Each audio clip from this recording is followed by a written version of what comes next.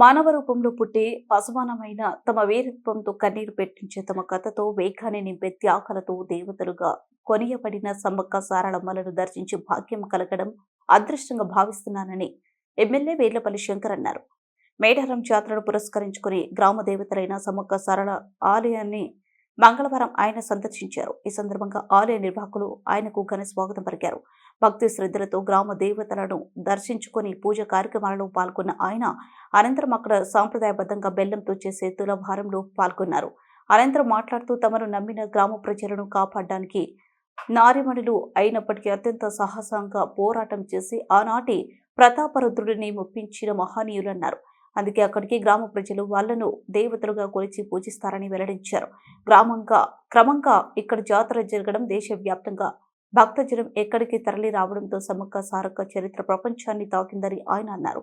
ప్రతి యుగంలోనూ మానవాళిని కాపాడేందుకు దేవుడు మనుషుల రూపంలో జన్మిస్తాడని పురాణ ఇతిహాసాల్లో చెబుతున్నారని, అలా బడుగు జీవులను కాపాడేందుకు పుట్టిన దేవతలే సమ్మక్క సారక్క అని ఆయన అన్నారు. ఉప సర్పంచ్ లింగారెడ్డిగూడెం అశోక్, మాజీ ఉప సర్పంచ్ సీతారాం, నరసప్పగూడ కృష్ణ, అల్లుడు నాని, తుపాకుల శేఖర్, కమ్మదరం నవీన్, అంజయ్, దర్శన్, రాణా, మహేందర్ తదితరులు పాల్గొన్నారు.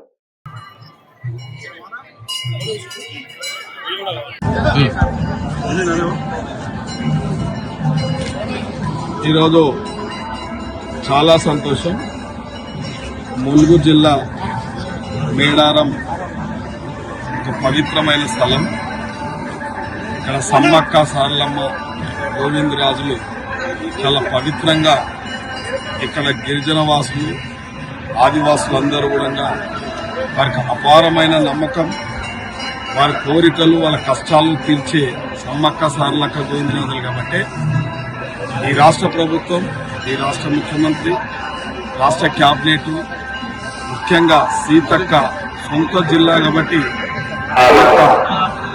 పవిత్రమైన స్థలాన్ని అన్ని విధాల అభివృద్ధి చేస్తా ఉంది ప్రభుత్వం. కాబట్టి ఆ యొక్క సారక్క సారలమ్మ గోవిందరాజుల యొక్క ఆశీస్సులు ఈ రాష్ట్ర ప్రభుత్వానికి ఉండాలి, ఈ రాష్ట్ర ప్రజలకు ఉండాలి, మా షాద్ నగర్ ప్రజలకు కూడా ఉండాలని చెప్పి ఆమె దగ్గరకు వచ్చి ఈరోజు మొక్కుకోవడం జరిగింది. కాబట్టి ఆమె యొక్క ఆశీస్సులు మా అందరి మీద ఉండాలని చెప్పి కోరుకుంటున్నాం.